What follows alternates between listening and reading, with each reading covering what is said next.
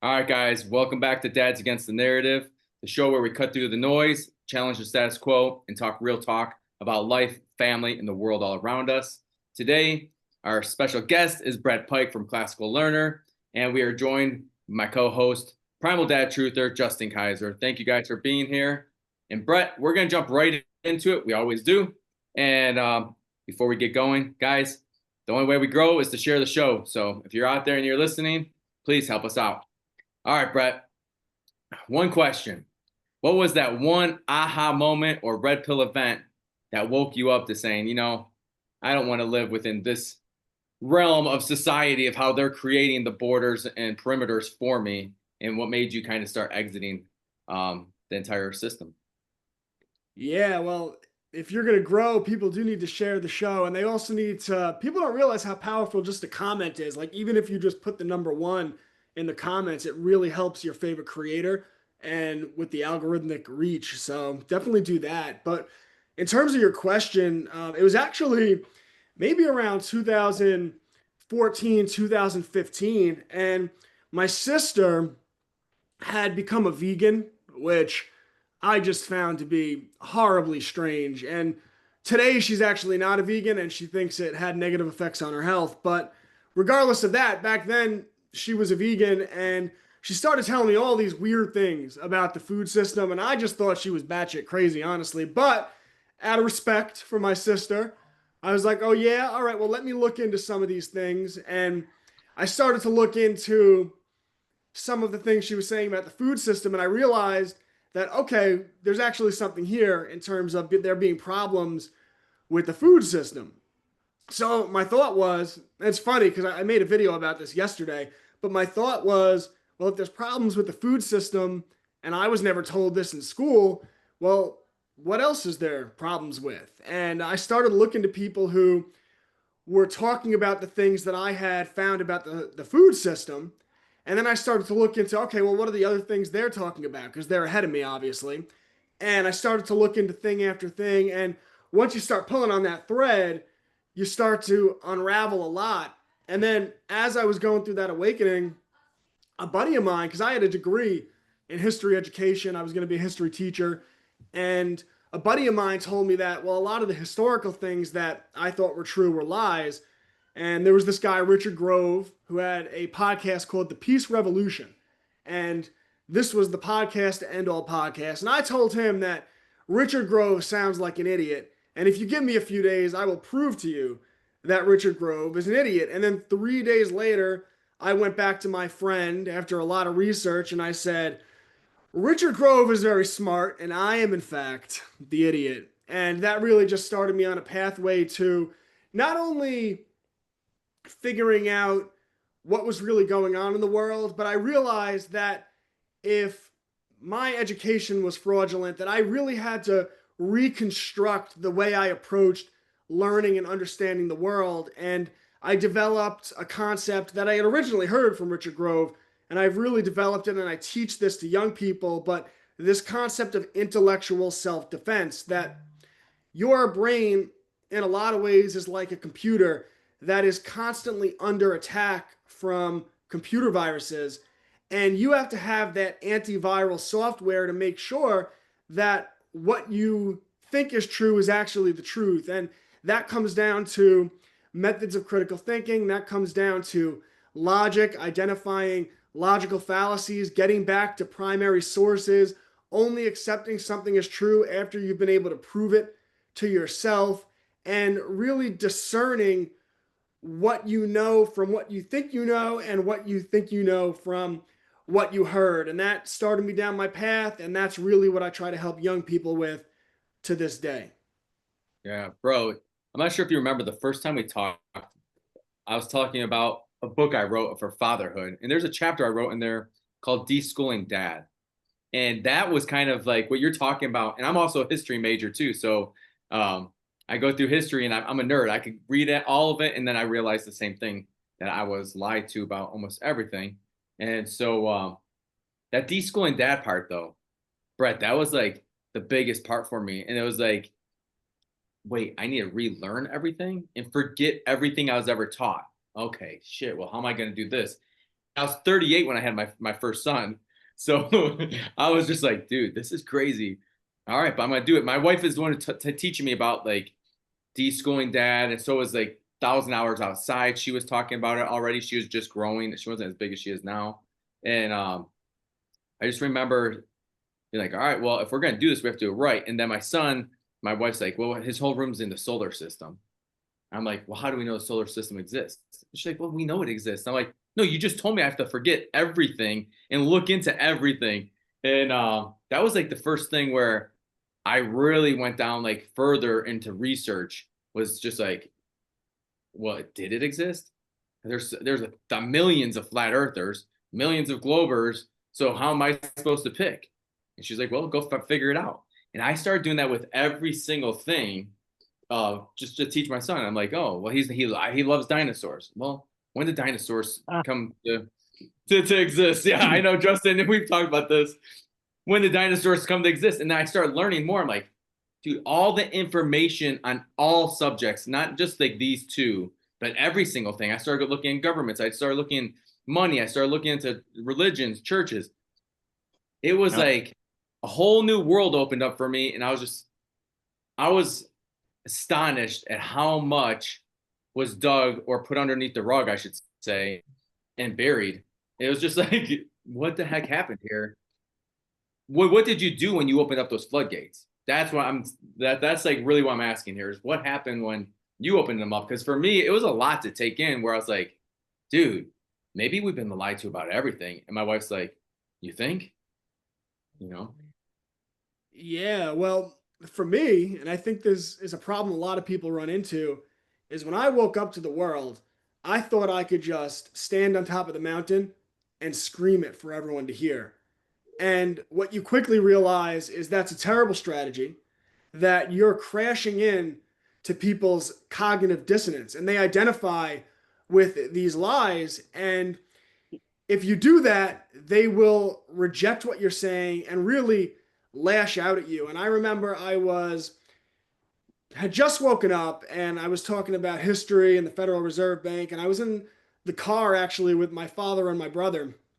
Love my brother, love my father, and I was just spilling out all of the things that I had figured out. And I remember saying that, telling them about the Federal Reserve Bank and how it's, it's not federal and it has no reserves. And I remember my brother basically attacked me and told me that you can't say that. You can't say these things. And I was outraged. I couldn't believe what I was hearing. And that was kind of a jarring experience for me. But what I learned over the years, especially as you start to get used to things and they become normalized, is that I really had to calm down. And what I tell people now when you go through an awakening is that you never want to tell someone something they're not ready to hear. So, what I do in my interactions is, rather than spilling the beans of everything that I know to be true, I meet people where they are and I just seed them. And I'll just do a subtle comment like, I was like, did you know that a lot of these museums buy their dinosaur bones from China? And they do? I was like, yeah, really interesting. I was looking into it. And a lot of these dinosaur bones at the museums, they are purchased from China. And they don't put any of the dinosaur bones in the museums out for people to see. And I'll just leave it at that. I won't start pushing things because that's a really interesting seed. And when they're ready, if they're going to pull that thread, it just takes that one thread, that one thing. You say, wait a second, that is a lie. So I kind of preach that now, and I tell people to be compassionate to others and to understand that they are where they are and to meet them where they are. And now it's really interesting because years later, when I first woke up, a lot of my family thought that was crazy. And years later, they've almost all adopted my worldview now. But that took a lot of patience and a lot of learning. And it's something that it's a skill you develop over time. So you don't always have to scream it from the mountaintops. Yeah. Yeah, where were you like 3 years ago for me, bro? Before I started the content and everything, it probably would have went a little smoother. But hey, that's why I think we do what we do, so we could say, hey, we just went through this for y'all, right? Kind of to teach people, right? The others. that the things we've been through is the way I look at it. You know, we went through that hell. No, we didn't have anybody else ahead of us. We were ahead of the game. So we went through all that hell, and it was all blind because there was no one to guide us. We didn't have no fathers, this, that. And then we went through it the hardest, and we learned every angle of it, though, so we could teach it, right? You know, you definitely ain't going to learn if you just coast through doing everything perfect and knowing everything, and you know what I mean, to say and do, and to how could you trigger people, bring the truth, you know, wake yourself up, learn at the same time, and do all that, and finesse people into the truth, and sweet talk them into the fact that the world's all fake. You know what I mean? It's just like, holy smokes, you know, that's the way I think.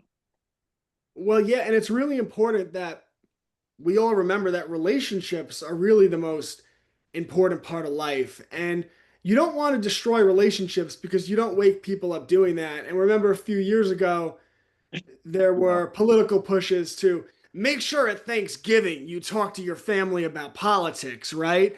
And I'm over there listening to, like, the last thing I want to do at a Thanksgiving dinner table is start talking about politics or start having an argument with people about why I'm so much smarter than them and how I understand the world and they don't. And it's much more powerful to have respectful and meaningful relationships and to see people and be there for them and guide them along, because ultimately it's the building of family and the building of community where you start to develop strength and you start to develop that momentum. And that's really what the people in power don't want you to have. They don't want you to have those close connections, and those are the best part of life. So you don't have to destroy relationships. You don't have to get mad at people for not seeing things the way you do. In fact, I think a big problem we face in the truther movement at large is that everyone's at odds with one another. So I kind of joke all the time and I say, I am a follower of all of the people that you're told you're not supposed to follow, all of the people that you're told are the really bad people, the really hateful people. And what makes me laugh is that none of them like each other. I like all of them, but none of them like each other. And until you get to a point where people start uniting based on common ground, and we can work out all the little details, but you're not going to have power until you start to find uniting forces. And for me, I really want to be a uniting force, because we as a movement, as a people, as Americans, because I think the common denominator we all share is that we love 1776 and we love the idea of the Bill of Rights and free speech and the right to bear arms and a government that actually represents the people. Well, we could unite around those common ideals, and then, you know, we can figure out all the rest later. Yeah, I like the way you put that, Brett. I think the major thing that when me and Nate Feathers were talking to create the show, Dads Against the Narrative, we were just talking on the side, right? And we are just like, dude, there's so much like awareness that people don't have, and we just want to bring the awareness.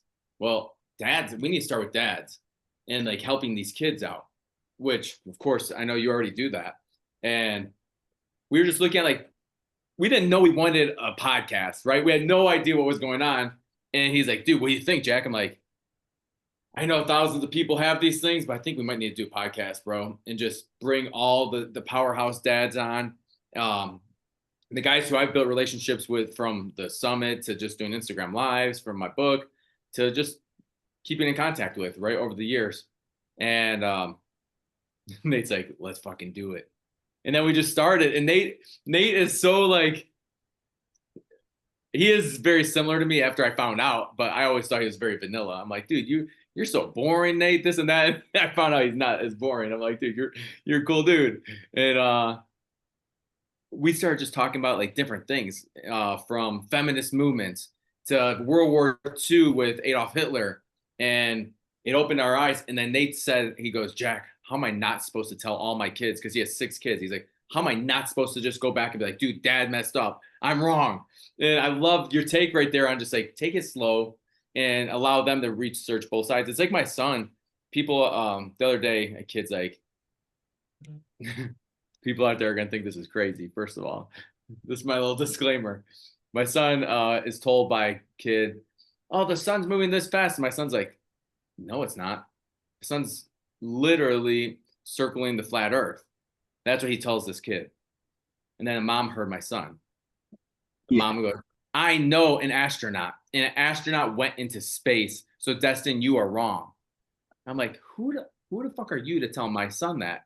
You know, I've given him both sides, and he has created his own world, what he believes is true and false. And I've said, Destin, I don't know. Let's learn this together. This is like when I was telling you I was deschooling, and that's the conclusion he's come to. He's like, he tells his friend, he goes, well, why is the sky blue? And his friend's like, I don't know. And he's like, well, the ocean looks the same, right? Because during the day, it reflects the waters above as the waters below. And he goes, at night, why do you think it's black? The same as the ocean. And the kid's face was like, but then that mom just had to come in and like step on him and kind of like, you're a kid, you don't know better, right? And so I've learned the same thing slowly of like, just, you know what, don't. And it's through my son, really, Brett, that like him just because he was so mad and upset about that situation. That he's like, I'm never going to say it again. I'm like, no, people can disagree with each other and still find common ground.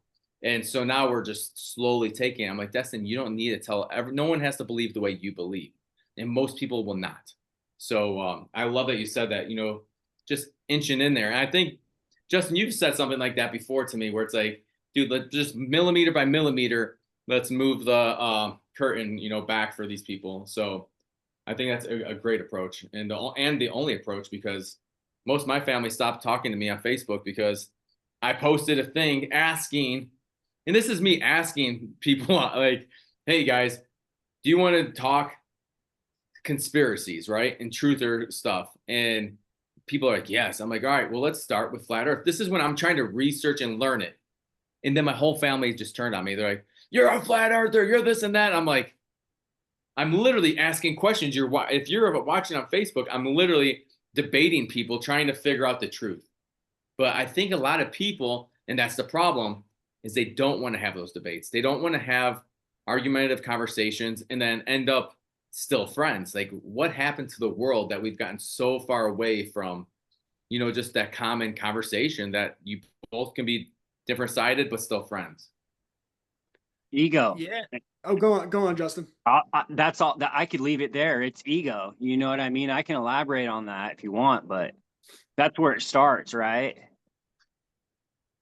In the programming of just the people in general. We all grew up being mind controlled, programmed, and it sounds really out there at first, and then break it down. You know what I mean? Anything that sounds out there, I'll just tell people, break it down. And Jack, I wanted to say something real quick. What you're telling your kid, dude, that stuff and the way you're teaching him that's beyond advanced for any type of parenting out here.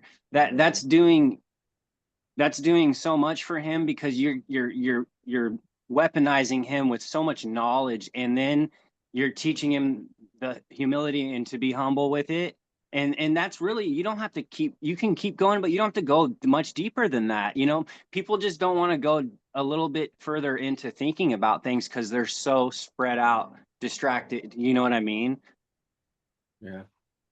Yeah, and my whole thing is that we can teach the kids to figure these things out for themselves, even to an extreme degree. So one of the things that I really focus on, because you know we have these internet conversations, and I'm on X, and everyone wants the gravy, and people see the videos I do about the public school system and the videos I do about historical stuff, and that's the type of stuff that goes super viral, which is why you lean into that, because you need to reach people and get eyeballs and whatnot. But what's really important is empowering these kids. And one of the things I really always focus on is entrepreneurship and things like that. And I tell my students, I say, if you're interested in that, then become a billionaire, build a rocket, and go figure it out for yourself. And you know, in schools, they would never tell kids these type of things, but I tell my students all the time. I say there's a few billionaires in here right now, and I know that to be true. I know I'm looking at them because it just takes a mindset shift. And I know I was having a conversation with the students the other day, and one of them said to me, "You know what? What do you think about the thing people say where there are no good billionaires. And I said, well, then if you think that, then you got to be the good billionaire, right? Because ultimately, what I want my students to do and I want our children to do is I'm trying to teach them to take power. I want them to have power. I want them to be the ones that decide the direction of society. And that starts with teaching them skills. That starts with teaching them thinking. That starts with helping them to get the experience that they'll need to do real things in the real world. And we have the ability to do that. And every parent could do it from home. And now there's so many people taking control that really, even if you're doing it from home, you're doing it with a community.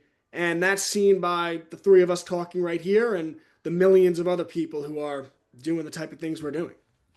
Yeah. And when you were saying that right now, Brett, I was just thinking, bro, knowledge is power.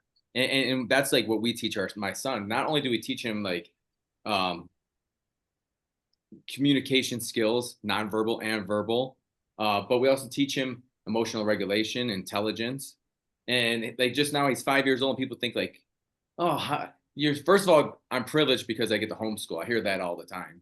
And I'm like, oh, you don't know how much money we gave up to homeschool. You guys have no idea what people give up to do this life. But he just came from carpentry class. He's 5 years old, and people are like, he's not old enough to use tools. Really? Really? You should see what he's building. It's super cool. And they don't start by building a fucking house. You have to start like you start small in everything with these kids. But if you start planting all these seeds, then they have many, many skills. And not just a master of one, as Justin, I know you and I have talked about again.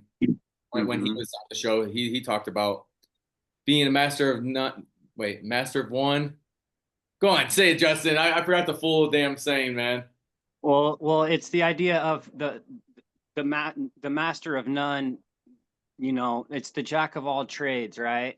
Mentality where you're not just a guru of one thing, because if you do that, you're going to miss so much other stuff, you know. And it's great. I love that there's professionals out here, and that's why I always say I kick it with gurus. You know, I study I literally I'll hang out with a guru with one specific thing for hours and hours and hours, and I'll get infatuated with their mind because they're so into that one rabbit hole that they are the person to talk to about that subject. And so you kind of got to get good at, you know, utilizing people, and a lot of that has to do with being able to see the good, and to see, you know, the uniqueness and the you know, how amazing somebody is inside, and then not having the ego to be like, oh, I don't really like the way this guy looks, you know, he kind of triggers me or something, so I'm not going to listen to him.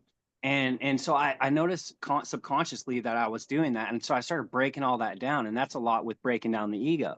So I started getting into where I'm like, dude, I don't care. And you know how you're skating a lot, because it's like, dude, I don't care what this dude looks like. I don't care, dude, what he does at night, whatever. If he's got the right information, I'm going to kick it with him. I'm going to see his intelligence, and I'm going to appreciate that. You know what I mean? And people can feel that, like gurus, like when I hang out with gurus, they can tell that I'm so into what they're saying that they like feed on that energy. You know what I mean? And then you'll like go back and forth with that. But it's like the guru, like I say, the guru is cool. And if you look at it kind of like, I kind of look at this as like Grand Theft Auto, right? Where like we can go to these different people and stuff, and there are all these different characters in our game, right? And they're all stationed. Like you got to have the gas station attendant if you want gas. Like you don't want to be an NPC, but you got to have him who's going to pump the gas. You ain't going to have no awakened soul pumping your gas. I'm sorry, like in my opinion, unless of course, you know, they're doing it for conscious reasons. They're there saying I need money for, you know, a week or two. You know the idea, but the concept is being able to see the whole picture. And, you know, when you need something, you need to know the resource and how to get it, and who to go to, and then say, hey, you know, and trust them and be like, hey, this is my guru for this. I got a good understanding, but I don't want to know as much as him, dude. I don't have the time and energy to know as much as him, but I know how to use him. Like a chessboard. I dabble in law, I dabble in accounting, but when my business has issues that come up, ultimately what I do is I go to an accountant and I go to a lawyer that I trust because they've dedicated their life to accumulating that type of knowledge. Now, there is the master of none concept. So I'm also pretty good at reading legal documents. Sometimes I write up my own legal documents. I have a decent handle on my accounting. So there is the idea that you want to have an idea of how to do different things. But another really great example of that is Henry Ford. And he was once getting a lot of flack from the media.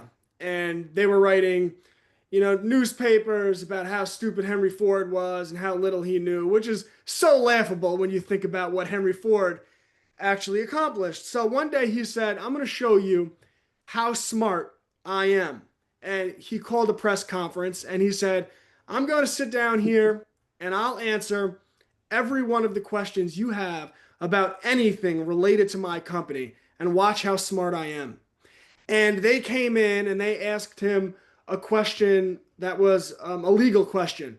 And then he said, John, come here. And he called his lawyer over and he said, answer this question.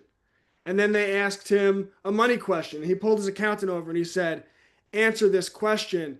And Henry Ford told them that he was smart enough to surround himself with people that were smarter than him. And there is a lot of truth in that. And when we educate our children, what I tell parents is that you want to do something called skill stacking. And you want to stack up as many skills as you possibly can. So whether that's reading, writing, carpentry, engineering, plumbing, cutting hair, I don't care. Skills, skills, skills. You take their interest, you follow it, they start doing cool things. They start showing interest in one thing. You guide them to start a business. You teach them about the skill of marketing. You teach them about the skill of sales. They start to make money. And you teach them about investing and all of these different things related to it. And you just stack skill after skill after skill. And by the time they're 18 years old, they have so much experience and so many different skills, along with the critical thinking skill. And now when they're faced with problems, they have the skills, they have the mindset, they have the experience, they have the faculties where they can say, all right, here's my problem, and I could figure out how to conquer this problem. And just being a successful businessman myself, what I could say is the one commonality that you'll find from all successful people is that they have a trait where if they're faced with a problem, they figure out how to overcome that problem and solve it.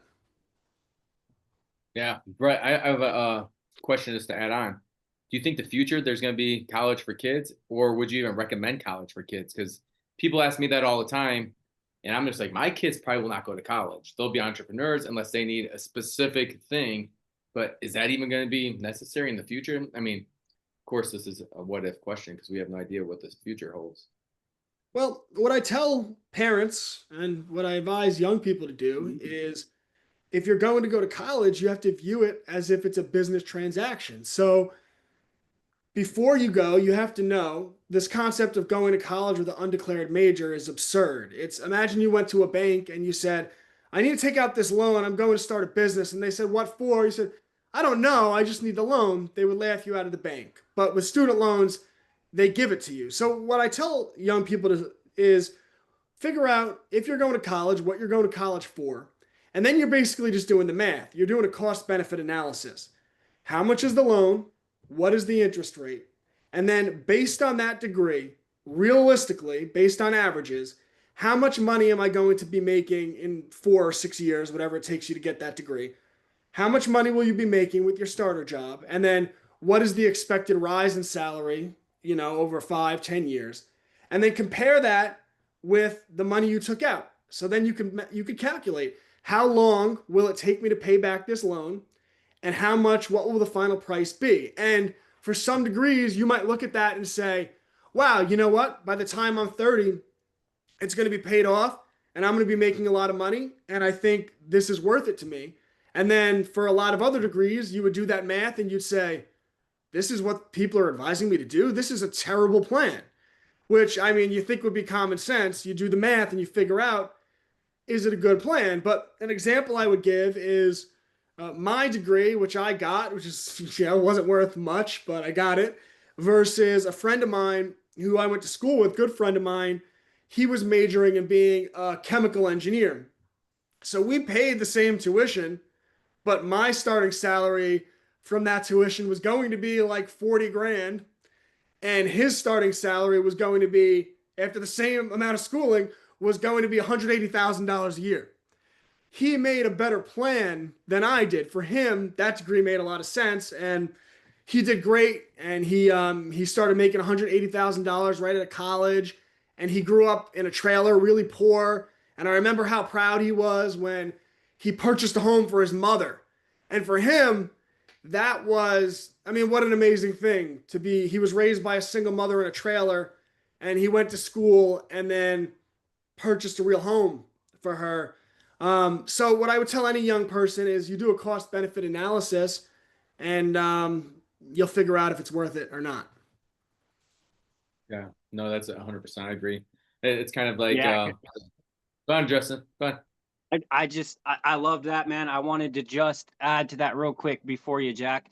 What he's doing, he's breaking down simple concepts that just went right over our heads as we grew up, right? Because of the build of the system. So like you're asking about college, he's saying like, listen, there is it's the duality, right? The big picture is that the duality, there's good and bad everywhere. And he's breaking it down like if we have more understanding, we can use these tools better. Like the college in itself needs to be restructured, in my opinion. But what he's saying is if you go in knowing what you're doing and that there's purpose behind it and you have an actual like more of a guarantee, like, hey, if you stick to this, you're guaranteed almost like your odds are way higher than when you go into that. Because a lot of people go into that blindly, like he was saying, and you go and then you get rejected out of the system because you weren't educated in what you were going into and what and how, and then you had the fact that it's built that way against us for the majority. So what it all comes down to is like this guy keeps saying is he's breaking it down, and that's everything.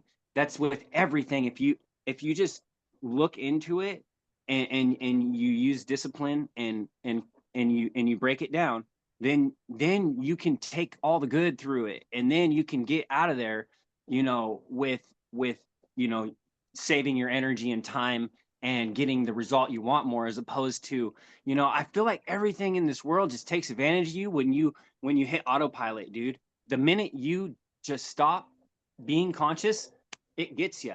And the more you just stay aware, it's with everything. And dude, even with slot machines, I'm going to do videos and stuff about slot machines. I've been researching, dude. They take advantage of the bots. And that's what it's all about, is they literally take advantage of the people that get all emotional because they're emotional triggers, and these lights and bells and whistles and things are going off, and it's just getting your brain firing and wiring.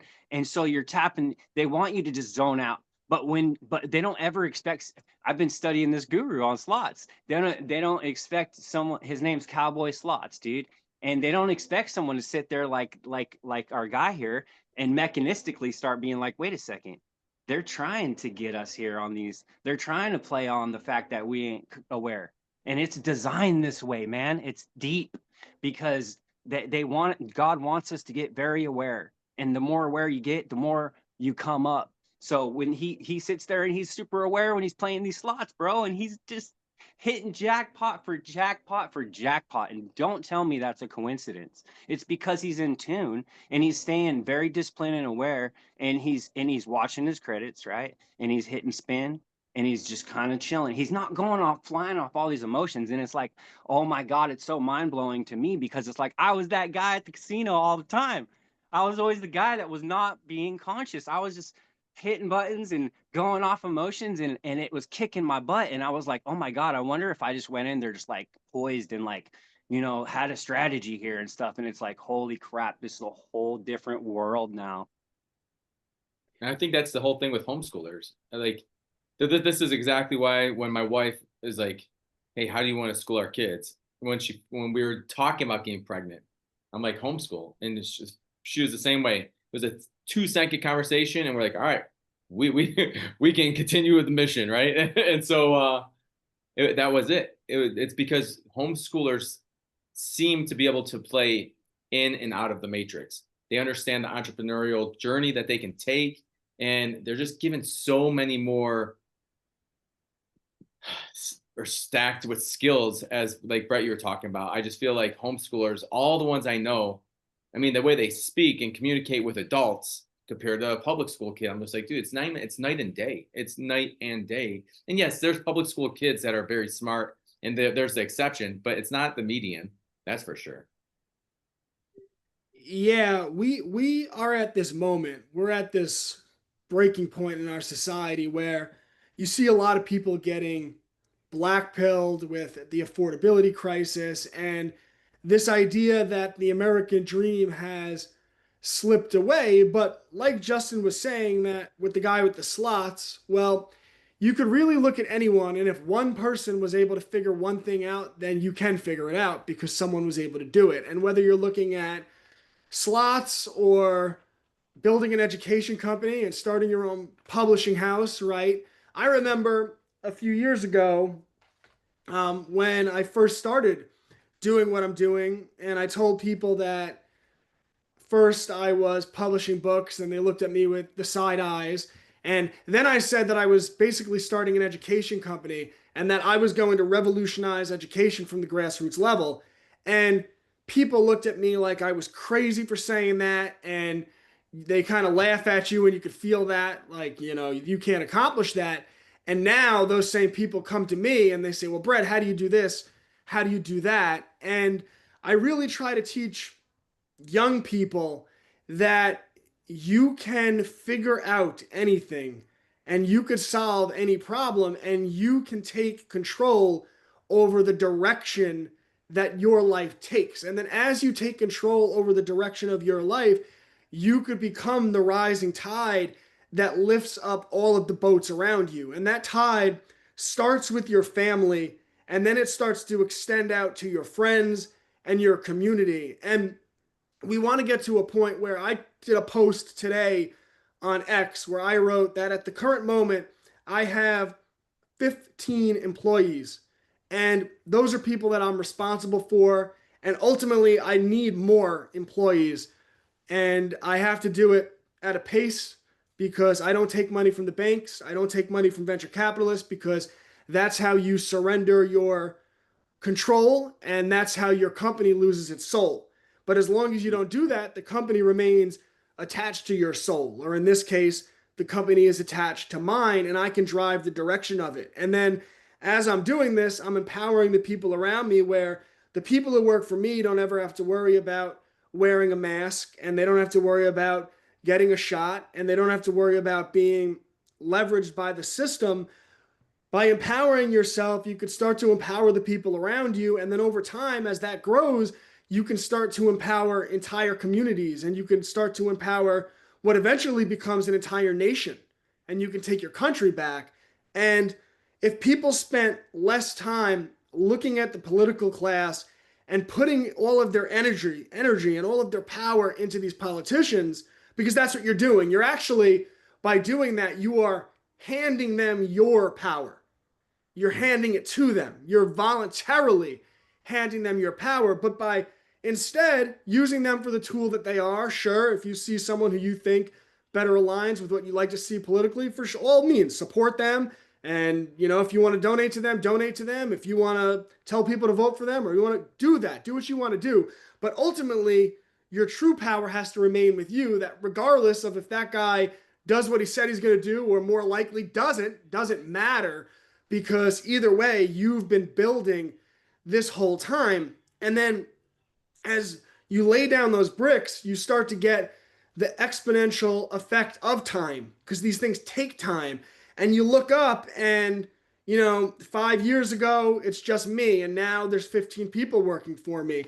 And if I do a good job, 5 years from now, that'll be 50 people. And if I do a really good job, 20 years from now, that will be a media company. That will be a television company.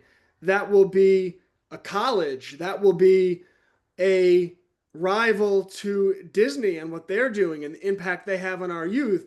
We can build all of these things from the grassroots level people just have to rediscover what they all knew as kids, that they have the ability to forge and create the world that they want. And I try to be a living example of that. And I try to teach as many people as I can that they're capable of that. Yeah, Brett, that's a mic drop right there, bro. That was perfect. I mean, I think that's a great thing about like watching your stuff. I'm just like, dude, sometimes I need to reel my ass back. And I know that. I know I could be a little intense or extreme. And I'll watch yours. I'm like, the way you deliver it is just like, yes. Why can't I just do that sometimes? It's because I, of course, am an emotional, energized human. I'm just like, ah. But I do agree. I think everything starts at home. This is where it begins. It begins right here, my house, under my arms. Like I got them, and I'm going to teach you guys everything I can. But that means, as a father, I have to have awareness. I have to have self-reflection. I can't be lazy. I have to do research. I can't be one-sided. Like that's another thing. You talk to fathers, and it's they know the answer. They're right. You're wrong. Their kids are wrong always because they're kids. And I'm like, dude, what world do you come from, bro? Like, if my son asks me a question, like I already told you, like I try to give him both sides and be like, hey, here's what they give, here's what they give.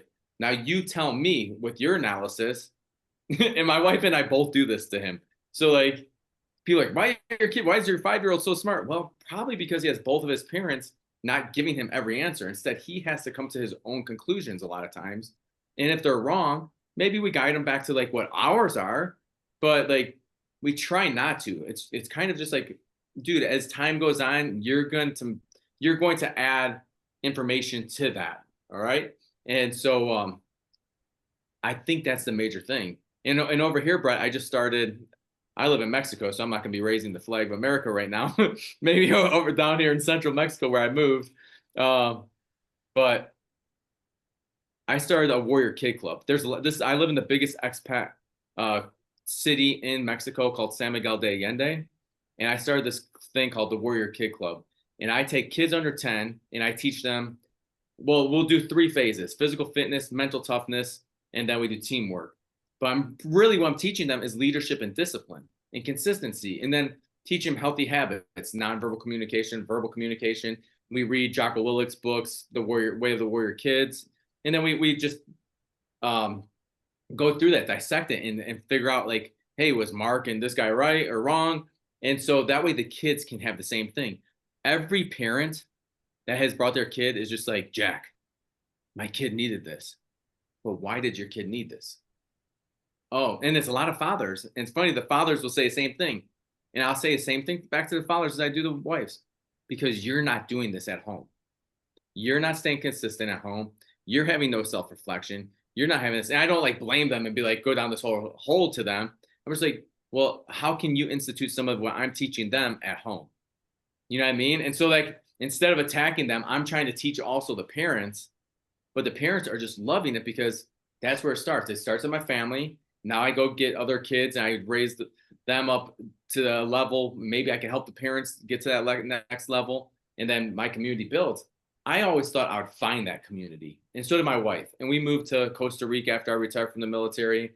We tried Portugal. We RV'd the States for a year. And then we finally, when she got pregnant, we went to Cancun first, and now we moved over here. But we always been looking for that community. But as you're saying that, that's what popped in my mind is like, a lot of times we have to build the community. It's not we are going to go look for the community and just inject ourselves in there and we're going to fit in beautifully. No, we have to build it. And it always starts with discipline and not being lazy. And so, I mean, that's a hard thing for me with parents is like getting them on board and saying, hey, Dad, I know you just worked your ass off, but you need to do more. You know, what do you tell them or the parents, and how do you get them to the next level? Or do you not, and you just go after the kids and help them teach their parents? Well, let me ask you, what activities do you do when you? So the first 45 minutes is fitness. So we'll do a cool down. I'll teach them just how to do like regular circuits. We'll do a run around the track, and then they have to finish by cooling down, doing hand and arm signals. And the kids love the hand and arm signals part. It comes in twice every time. The next 30 minutes, we read Jocko Willick's book or we listen to the podcast. And then we talk about that and dissect that entire thing for mental toughness and why it's important. And they have to debrief me on something that they've gone through a similar situation. Like this week was rise against the struggle. And so like, or yeah, rise above the struggle. And so they're telling me a story of how like they were struggling, but they overcame that struggle. Right. And so the last part is just team building.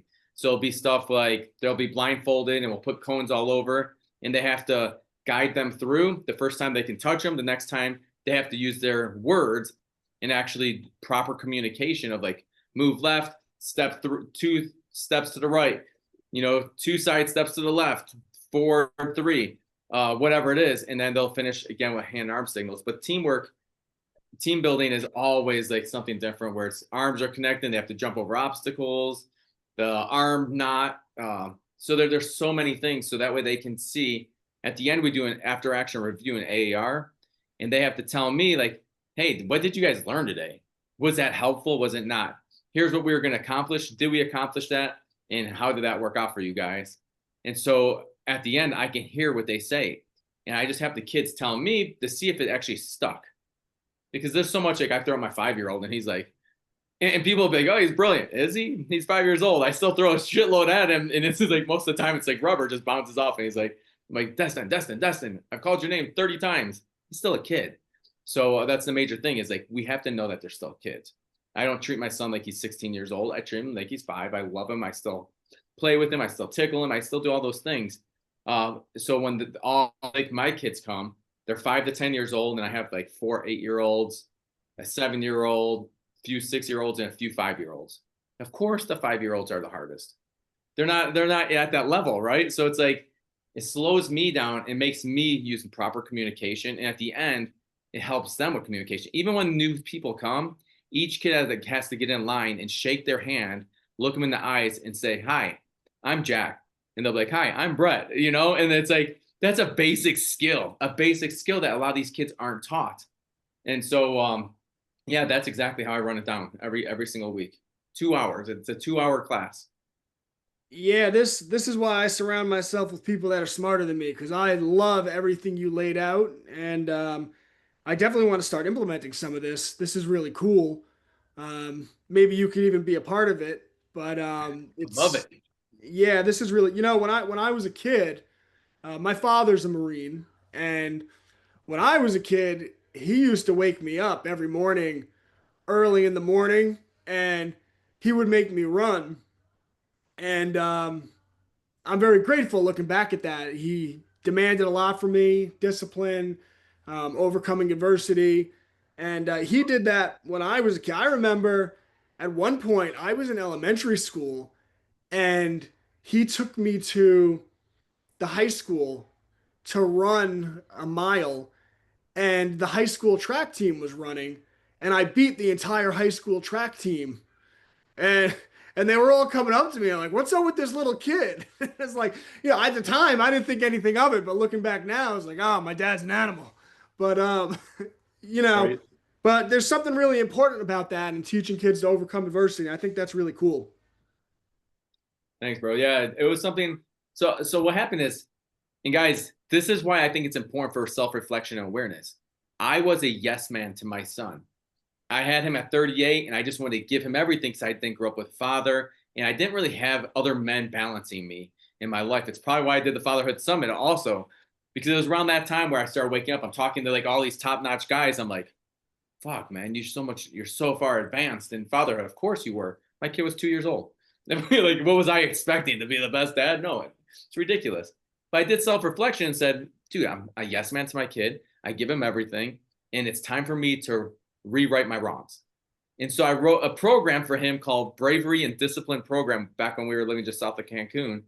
And I must have had 20 moms that came up and be like, can my son join? I'm like, well, or can I buy your program? That's what they would say. Can I buy the program? I'm like, the problem is the program is me. I am the program.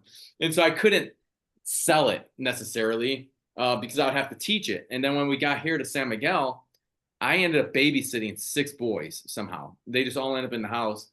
And by the time they went back to their parents, the parents were like, dude, what did you do? These kids are all behaving so well. They should have been going wild. I'm like, I can do it. it just took like those little things of self-reflection and awareness to be like, oh, I just did it. And now I have 10 kids. We're on month 2, 10 kids are signed up. They show up and they're so excited. Their parents are like, this is their favorite day of the week. This is their favorite team. Because I tell them it's a team sport. I'm like, we're a team now, guys. We're the Warrior Kid Club. You guys are warriors in training. And, you know, they love it, of course. So it took a lot of me just reflecting and being like, how can I help these kids? How do I help my son? And it was the basics.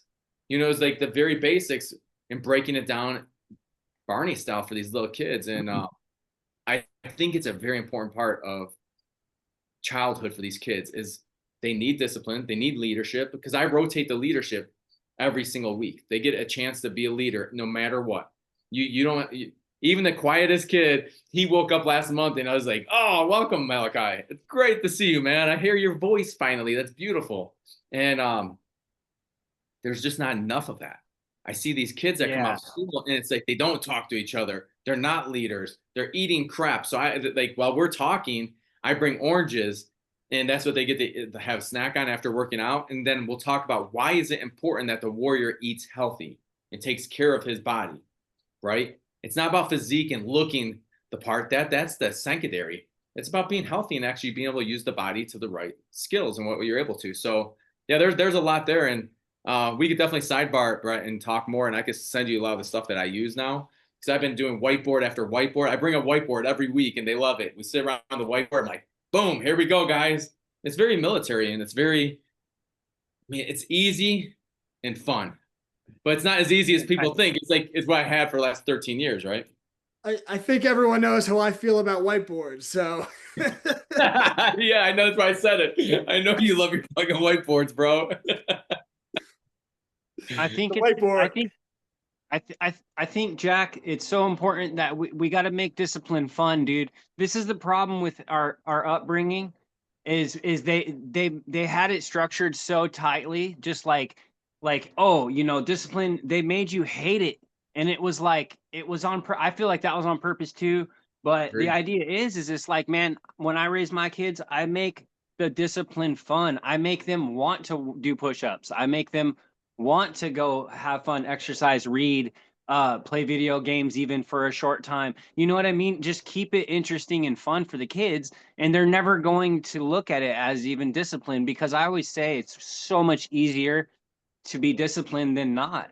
Because when you're not disciplined, you keep running into all this crap, you know, your stuff piles up, and in this world you get behind. And if like your car, if you don't discipline and keep up on the maintenance, that all the little things start adding up, and then before you know it, your car's crap, right? And you can't get anywhere.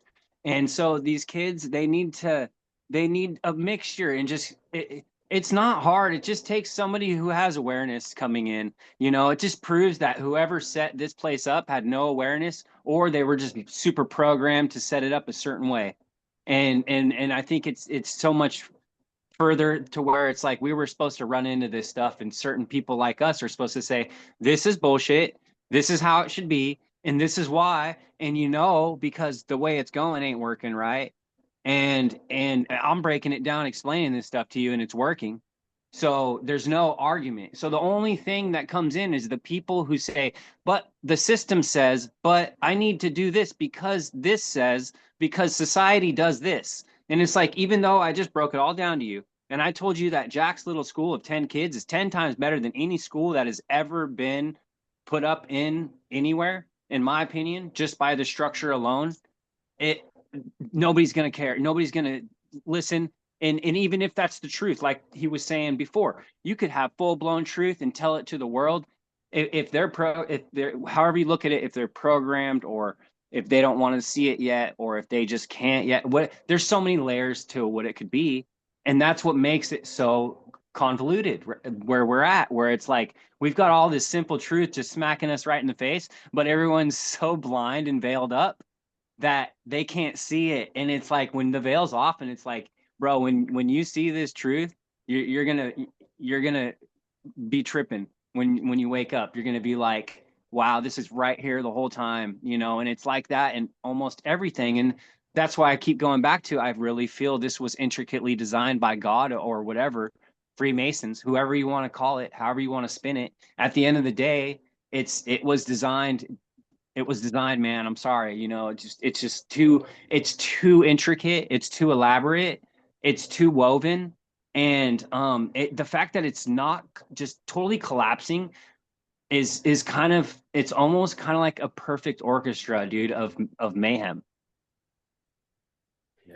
Yeah, and I think that's why the best leadership is through the action, because you know, there's the people that are ready to hear it and the people that aren't. But by doing a podcast like this and doing the things that you guys are doing and us talking about this right now and the videos I put out every day with the homeschooling, for the people that are ready to hear it, they see that and they see that action, and then it empowers them to take it. And that's where that grassroots change comes from. And that's why I know it's so possible, because the nature of what I do, I get the messages all the time. I saw your video and now I homeschool. You're the reason I homeschool. And what that tells me is that culturally, that a certain percentage of the population is ready for it.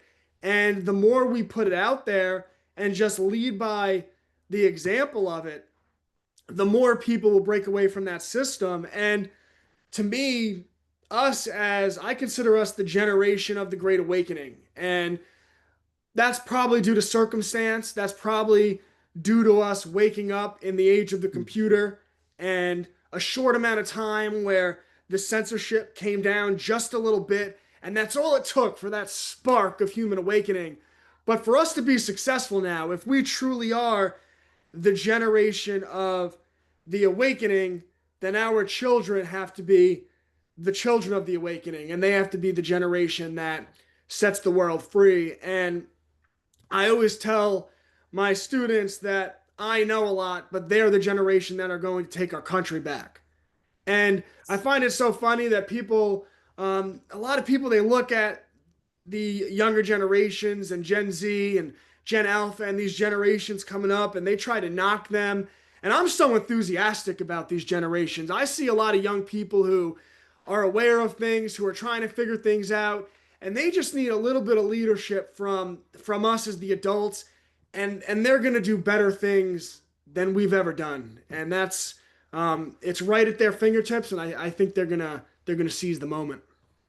I agree. And guys, we're coming up to our hour, so I'm going to wrap up my section. I'll pass it over to Justin, and Brett, I'll leave it to you for the final word. Guys, remember, Brett Pike is here from Classical Learner. Check out his books also. Matter of fact, my kids are going to be reading You Are What You Eat. What's the book's called? Cub to Bear? Cubs to Bears books. Yeah, so that's one that we're talking about in my own group. So they can actually understand. My son loves that book. That's the only one I brought to Mexico with me, which sucks because it's not easy to get books down here. But we will be reading it. And guys, all of his books are amazing. And check out Primal Dad Truther. Justin, he's always putting out amazing knowledge for everyone. Anyways, I just want to say that I'm with you, Brett. This generation, or the new generations, I tell these kids, I'm like, you guys are the warrior generation. You're going to be the ones fighting it. I'm just going to be the one leading it now. I have to step up to be a leader for you guys, and you guys have to step up and actually fight it. I go, so the world's going to look totally different in the next 20 years. We have no idea what's going to happen. You have two forces that are pushing from opposite ways, and it's like the one force is the grassroots. It's us. And the other one is the digital IDs and the AIs and all of that technology that they want to bring in. Well, these kids have to fight it. There's no choice here. And I just want to say that if you're listening out there, think about that for your kids, dads, that you have to raise warriors. If you have little boys, you need to raise men. And you can't be just scraping by, letting them watch TV and giving them tablets all the damn time. You have to do the work yourself. They're going to see it through your actions. So that's all I would like to keep you guys with, is action is way more important than your words.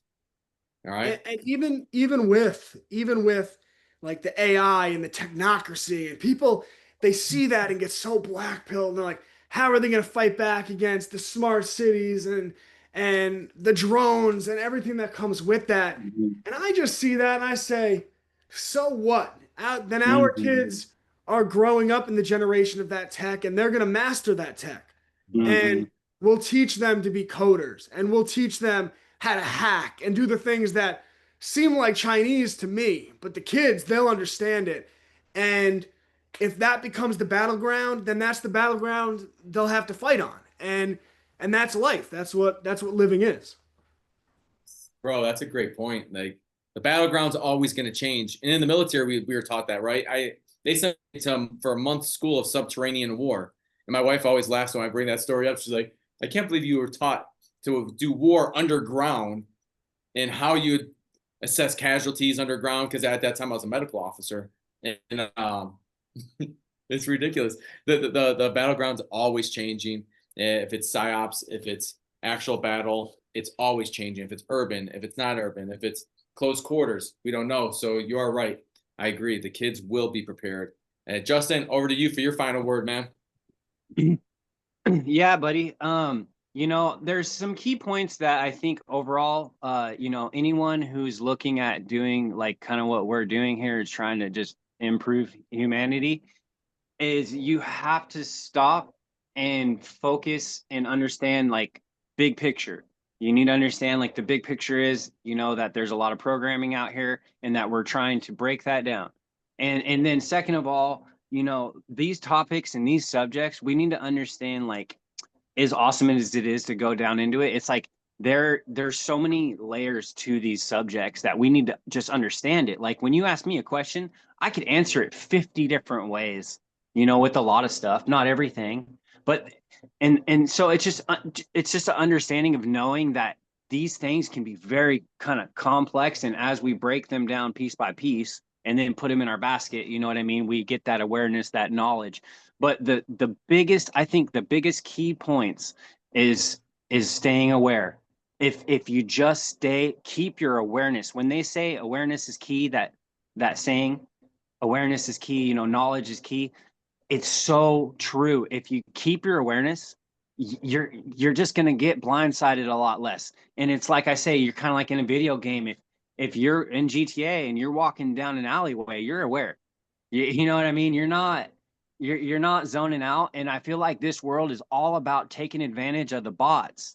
It's taking advantage of the F boys, for better term. The dudes that don't do what they need to do as men.